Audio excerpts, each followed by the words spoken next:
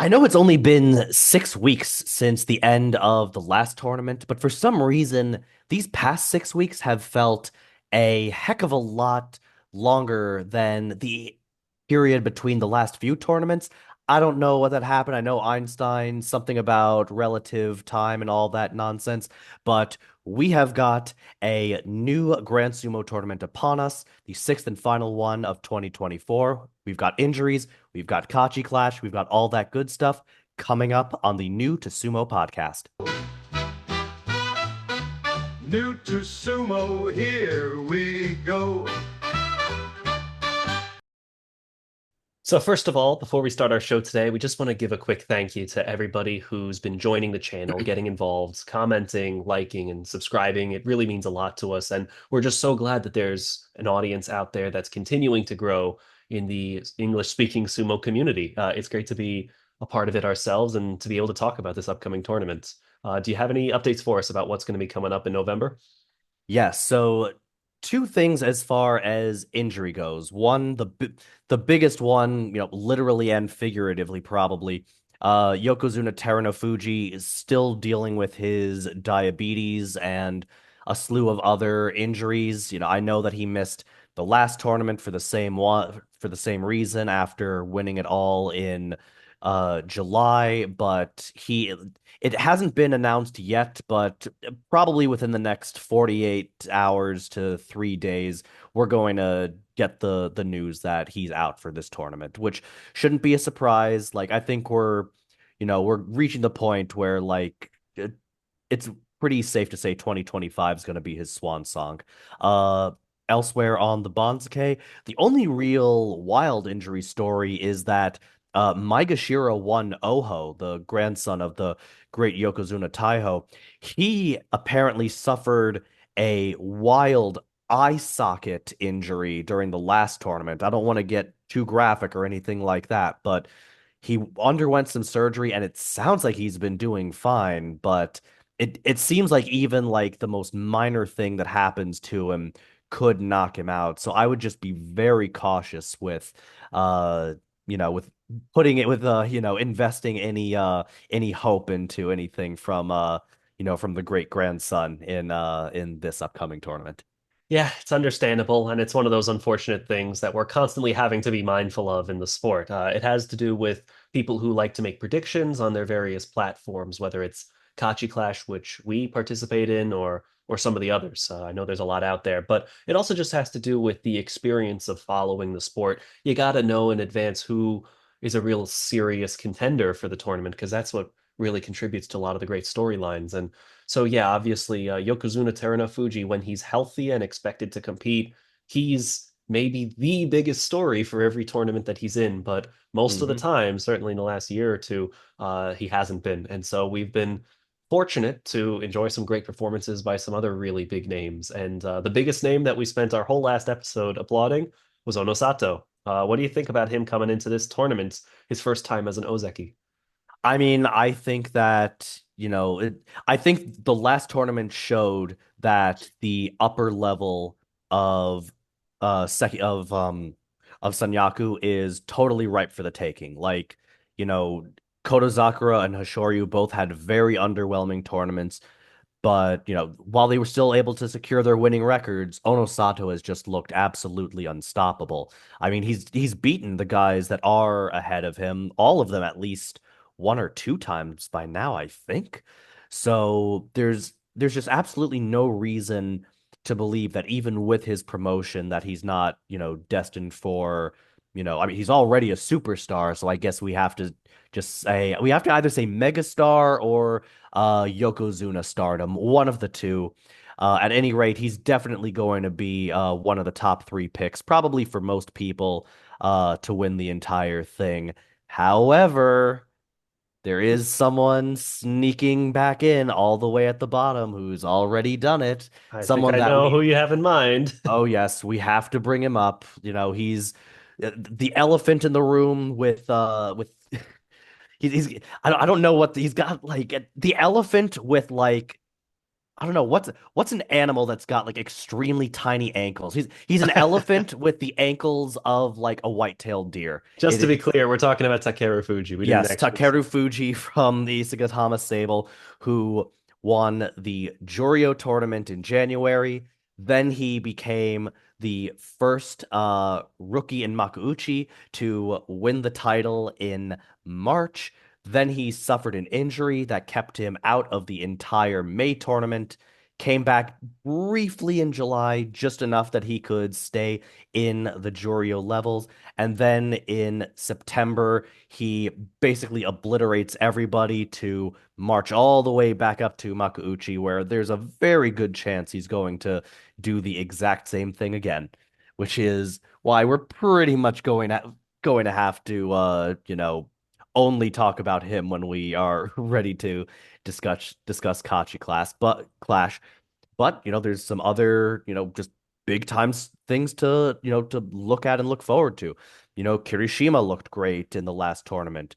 Takakeisho, the great Ozeki, he retired after dealing with a slew of heartbreaking neck injuries and is now going to be a coach. You've got both of the Waka Bros that are up in the, you've got Wakamoto Haru and Komusubi, Wakataka Kage at Maegashira too. And you've got a bunch of other just up and comers. Like this is a very fun looking banzuke with so much potential and so much unpredictability factor to it. Yeah, I totally agree. I mean, the way I see it, there's really no bad ending to this upcoming tournament because Hmm. you're either going to get to see a continuation of Onosato's dominance, you're going to get to see revived dominance from Takerufuji, who, if he were to win this tournament, would assert himself as, I think, the only person to ever win both of their first two tournaments in the Makuuchi division, which is pretty cool. At least tournaments they competed in. Oh, no, that would be crazy. Yeah, of course. Kotozakura or Hoshoyu to win another tournament would be huge. For Hmm. Kirishima to bounce back in that way to win it. And then if it were anyone that wasn't listed just now, I think it would be just as exciting because it would be such a surprise victory, like a real dark horse outside of those names we just mentioned. So there's really only great options here. No boring possibilities for this tournament. And I'm just really excited to see it all go down. So I guess without further ado, why don't we start talking about Kachi Clash? And for those who aren't familiar with the format, it's one of several different ones. I already have spoilers on my screen for anyone who's watching of my picks. But the way this and many other sumo pick platforms work is that you pick one wrestler in each of several categories. The top two brackets of the yokozuna and ozeki, the sekiwake and komusubi levels. You pick one person from the M1 through M5 ranks, M6 through M10, and then M11 and M17. We like to talk about our picks for every tournament that's coming up. I have mine on the screen right now, and we're going to share ours. So I guess the best place to start is where? What do you think? I mean, we might as well start from the top and work our way down. So, I already mentioned, of course, that Fuji is like 99% certainly going to be out. Kotozakura has been my top pick, and I believe mathematically the best pick at Ozeki for the entire year. But after going, I think it was only 8-7 in the Yes. last tournament. Yeah, I think the luster has worn off a bit on him. I will, so long as Onosato, who is my official pick for it, so long as Onosato continues to have these double digit tournaments, I think Onosato is going to be the pick at the Ozeki rank. That isn't to say that Kotozakura or Hoshoryu or Ozeki 1 West can't win a championship. I mean, both of them have had at least one 12-win tournament within the past year and change. So, it certainly could happen, but Onosato has just been bulldozing people. And while I do think it's possible that he isn't quite as dominant in this one, it maybe goes like 10-5 or something because of the myth of the Ozeki slump or something like that. I think Onosato is the guy to go to, and he's the one I'm putting my faith in. Yeah, so there's been some talk about the possibility of Onosato having a bit of a slump because of moving into Ozeki. I would rather make my picks not based on what I predict could happen, but just based on what the history has been with this particular wrestler. And if you look at Onosato's last several tournaments against the same opposition who he would be up against in this one, his records are just fantastic against these people. So, if I try to exclude the other kinds of noise and the things that could affect it, I just think Onosato's got the best momentum. Not to mention having just won the U show. He's just winning at a rate that no one else is really doing right now in this division. I think a close second for me in terms of winning it all, the only other person that I really see at that same level is Takerufuji, actually, because the last time they faced off against this same group, Takerufuji was also extremely dominant. So that's just to say that I think I'd rather focus on the recent records. And Kotozakura is an incredible fighter, and I'm sure he's going to bounce back. And I wouldn't be surprised at all if this pick comes back to haunt me because Kotozakura ends up going 13 wins or something. But yeah, to go 8-7 in the last tournament, there's either some kind of underlying injury issue or just a fall in form. Either way, I think Onosato should be considered a pretty safe bet. He's faced against really tough opposition and still had amazing records before. Yep. So we move to the second tier Sanyaku ranks where we've got our Sekiwake, Kirishima, and Daisho, along with our Komusubi, Wakamoto Haru, and Shodai. And I'm a little bit torn on this one.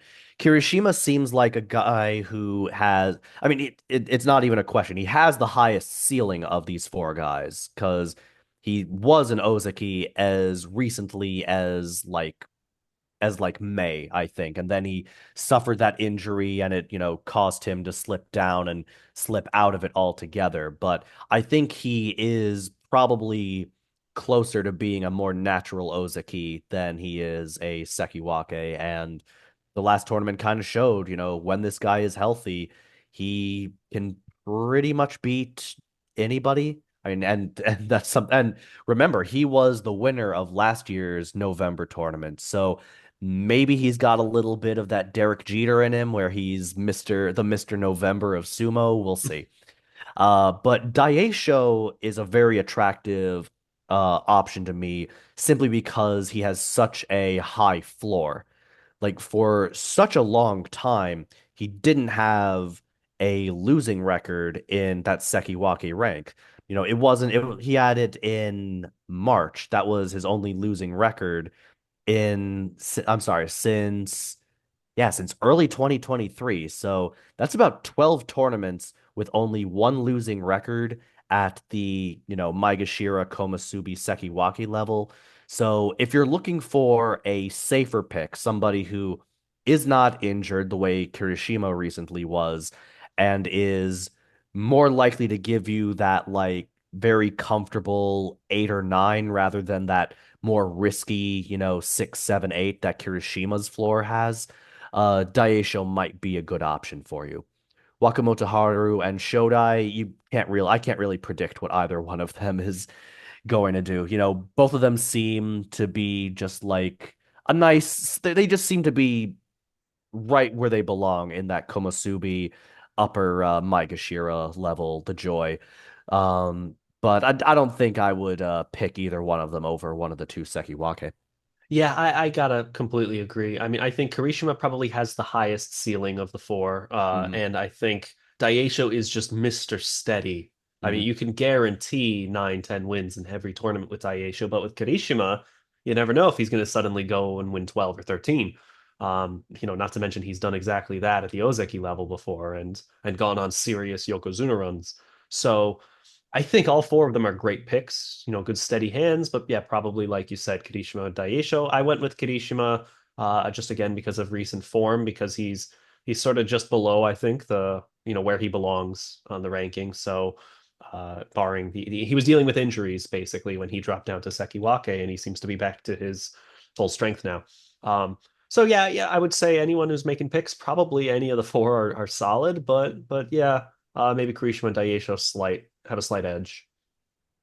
All right. Moving on to the Maegashira 1 through 5 level. So this is, I would say, this is probably the most challenging area to pick from simply because of the state of everyone. You've got three guys here, Oho, Churanaumi, and Oshoma, who are all at the highest spot that they've ever been at. So we don't really have much precedent for how they might perform in this area. Then you've got guys like Hirata Umi, Ura, and Abi and Tobizaru, guys who have been a little bit higher, but don't really belong in the Sanyaku ranks, but do seem to sort of vacillate between being, like maybe 9-6 or 6-9 record guys at this level. So any one of them could be good. You do, of course, have Wakataka Kage, the only oh no, I'm sorry, not the only, because Abi also won a tournament, but a Wakataka Kage who seems to be extremely healthy after all of the time that he missed due to his injury. He's up at Maegashira too, and he's somebody that we know belongs in like the Sanyaku levels when he's healthy. And then you've got guys like Atami Fuji and Kota Shoho who are up here, have kind of been steady here, but whether they're able to get like double digit wins at this level is it really remains to be seen.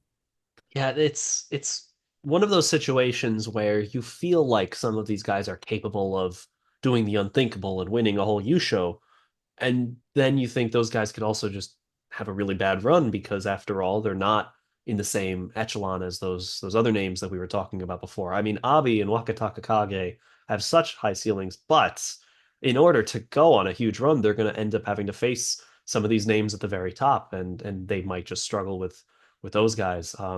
So it's tricky. And one of the other tricky things about this particular pick out of all of them is that being in this area, specifically in the M1 through M4, means you're constantly facing against the very best in the first week of the tournament, which can really hurt your record. And when you're making picks in Kachi Clash or other pick'ems like it, you could be basically out of the tournament because of a couple bad days. So it's a very tricky one. My logic for these is usually to go with the person who seems to have the best record against the top flight because that's Hmm. the person who's likely to survive through that first week. And that's why I went with Wakataka Kage. Yeah, I see that. I totally understand it. He's a guy that has gone 12-3 in the Komusubi or Sanyaku Sekiwake level.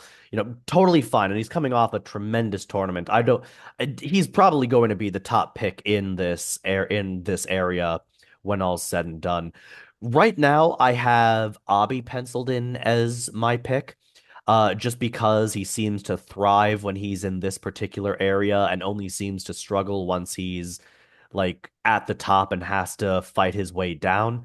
So I might, and initially I actually had Churano Umi, just been on such a tear, but I'm nervous about picking him this high because he's never been here before. It's my pick is going to be one of those three, either Wakataka Kage, Abi, or Churano Umi.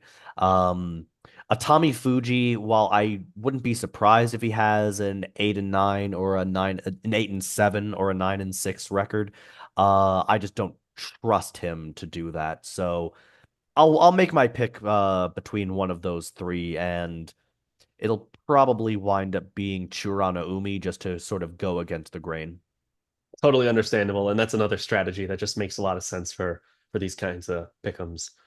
So next up, we have the M6 through M10 category, Okay. and go Yeah, ahead. yeah, no, it's just you said it and it just immediately made me feel, oh boy, here we go. Because these are all of the guys who you see these names and you're like, yeah, these are guys who either have perennially been close to winning a tournament and never won one, or have won one, but that was so long ago that it doesn't even bear mentioning, really. You've got that with guys like Mataki and you've got the guys who have just been perennial runners up in like Takanosho, Nishikigi, and Takayasu. Then you've got like the guys who are either kind of young in Roga and Ichi Yamamoto. guys who are very wily, like Midori Fuji and Endo, and you've got old man Takerufuji to really round out the list. Oh, and Gonoyama, who is one of the other young guys. Um, I initially had Gonoyama as my pick. I have since switched to Takayasu, but I may switch back to Gonoyama because I can kind of tell that Takayasu is becoming an extremely popular pick, and I'm thinking that maybe Gonoyama could have a good tournament of his own. Yeah, that one makes a lot of sense. I could totally see going on. He's had great tournaments at a similar ranking, so that one's definitely very plausible. I think Midori Fuji could be a very good pick because at M9, Midori Fuji, that's a level where usually he can pull in a lot of wins. Takayasu, I mean, he's someone who probably belongs in the lower Sanyaku ranks, but obviously because of injuries recently and then just a couple of bad losses, he is where he is. If he's back to full strength, I mean, he could be easily looking at double digit wins. So that's why, as my first pick, my safe pick, that's who I went with, as I like to do in the days leading up to the tournament. And then usually the day before, I feel desperate to kind of come up with something unique and maybe try to pull wool over the eyes of the other people competing. And I make a last minute switch that usually, you know, causes me issues in the end. So probably the day before the tournament starts, I'll end up switching to Midori Fuji, and he'll probably have a 3-12 record. But for now, I'm also going with Takayasu. All right. And finally, we get to the M11 through M17 region. It Takerufuji, like Yes, easily. there's really not much reason to expend energy talking about this area unless you share the same injury concerns that I do for Takerufuji because he is injury prone. That is something that we have learned since he won his Yusho back in March. So if you are concerned that Takerufuji will get injured and you want somebody who is more likely to stay healthy, an interesting uh proposition might be Tamawashi, the Iron Man at Maegashira 11, someone who is just always healthy, the absolute Iron Man of the sport, probably good for like 7 to 9 wins at around this area. If you want to give one of the rookies a shot, you can look into the Ukrainian Shishi or at M16 or the strapping Asakoryu at Maegashira 17. Personally, I wouldn't really trust either one of them because they just have certain things that I don't quite love at this particular level. But Chiyoshoma is also, someone interesting. So's Hokuto Fuji, Meisei. There's a lot of good options at this level, but I stress only if you have a fear that Takerufuji is going to get injured, which you probably shouldn't, because why would you be predicting someone to get injured? But out of the guys that are here, Takerufuji is the pick. Yeah, I think if in the last tournament he had shown signs of it, it would be one reason to be Hmm. worried. But obviously, last tournament to have 13 wins. Admittedly, one was from an injury, so he competed in 14 and won 12 of them. One of which was against Shishi, who is going to be likely one of his competitors in the first week, and another against Toki Hayate, who's another person who he's going to be competing against in that first week. So really, like he's proven that he is going to absolutely annihilate the people that he's up against in this area. And then the real question is Takerufuji in week 2, can he take on the big guns, potentially some of these heavy hitters at the very top end? We've seen him do it before, so I don't see why he couldn't do it again. I think he's got to be safe for at least 10 wins, Takerufuji. The rest on this list, absolutely several of them are capable of it, but I don't see it as a safe bet. Yeah, I mean Takerufuji started his last tournament 11 and 0. He didn't even go above Maegashira 12 until day 9. And he I mean he beat a current Ozeki Kotonowaka. He beat Onosato, who granted was, only about 6 tournaments into his career. And one of the two guys that he lost to, Asanoyama, is no longer there. So there's really only one guy on this entire Basho that he's likely to face that's actually beaten him. So it's like, why not Takeru Fuji to win the whole darn thing? And if you were to make your picks, your number one person, you had to put down all the money on one guy to win the whole thing, who do you have? Takerufuji. Yeah. Yeah, I think, at this area, like the numbers just keep bearing out that good sumo wrestlers who find themselves in this area will have great tournaments. Like it was what sort of propelled Terunofuji, back into the Ozeki ranks and ultimately Yokozuna when he came back from his injury triumphantly. And it's what got us all gaga over Takerufuji about 8 months ago. So there's no reason at all to think that he won't do it again. Yeah, and just to be super clear to our audience who isn't aware, what we are kind of alluding to here is the fact that if you're ranked at the bottom of the banzuke at the start of a tournament, your opposition is going to be others who are at the bottom of the banzuke. So really, your first week of competing, if you're down here, is a much, much easier run than it would be if you were, say, up here or, in the Sanyaku ranks from the beginning. Of course, you then have to face much tougher opposition in the final days because you're facing off against other people who are competing for the title. So for a lot of people, that's where they end up falling and they lose lots and lots of those matches in the final week. But because Takerufuji has proven his ability to beat those wrestlers, it doesn't seem to have the same threat of starting out 7 or 8-0 and then suddenly losing every other match. I could easily see him starting out 9-0 and then maybe finishing 12-3 at the very least, something like that. So, and that's enough to win a tournament. Yeah, exactly. I mean, if you can win 12, you're going to be in contention. If you win 13, you might not even need a playoff. That is how the numbers have sort of shifted lately. So, yeah, Takerufuji's the guy. All right, and that is going to do it for our tournament preview. I hope everybody has fun watching this tournament and had fun listening to this preview. And please let us know in the comments if you have any questions for us, if you have any questions about sumo, if you're passionate about sumo, tell us anything that you love about sumo.